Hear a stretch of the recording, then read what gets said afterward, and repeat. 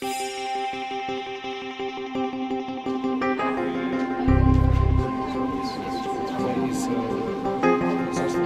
we're doing today is the first in a series of events where we are bringing media professionals from different European broadcasters to talk to the EU institutions, not in terms of regulation and directives and competition, but actually about how the media works. What we're doing today here is we've invited 4 journalists who've reported on the Ukrainian conflict on the ground, so they have eyewitness reports. Welcome back to the Soviet times, back to the return of Mother Russia. There is not a dissenting voice within half a mile of here, that's for sure. And within just minutes here, a perfectly peaceful march has been disrupted by hooded men with sticks and batons. Die Geheimdienstzentrale ist doch heute mit Sandsäcken, gepanzerter Technik und einer Kanone gesichert. News coverage is infuriatingly expensive.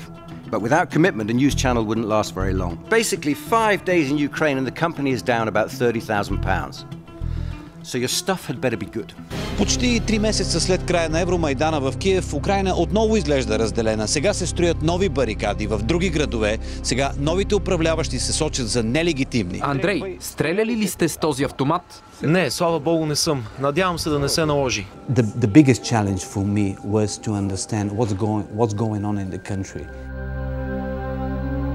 Truth is always the first casualty in the war, and we experienced it there.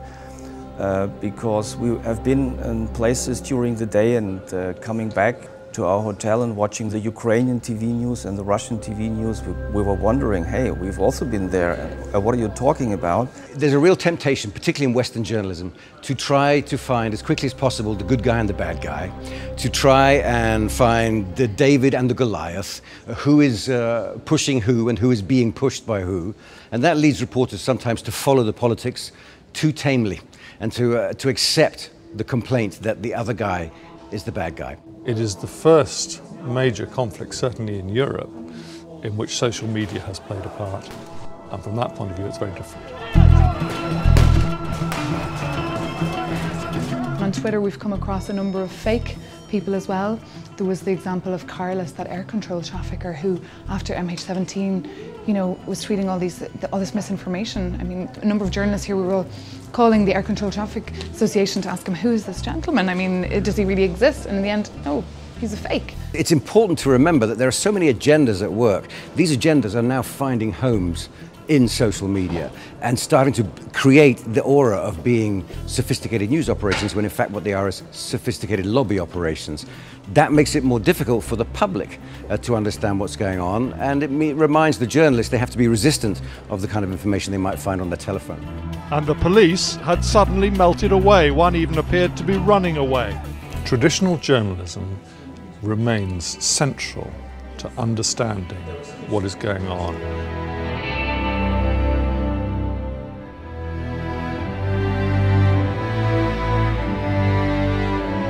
I think this was an historic event, really, and I'm very proud of people who do this for their living. They're professionals that we should cherish, and they're very brave, and they stand up for informing, educating and entertaining the public in the European Union.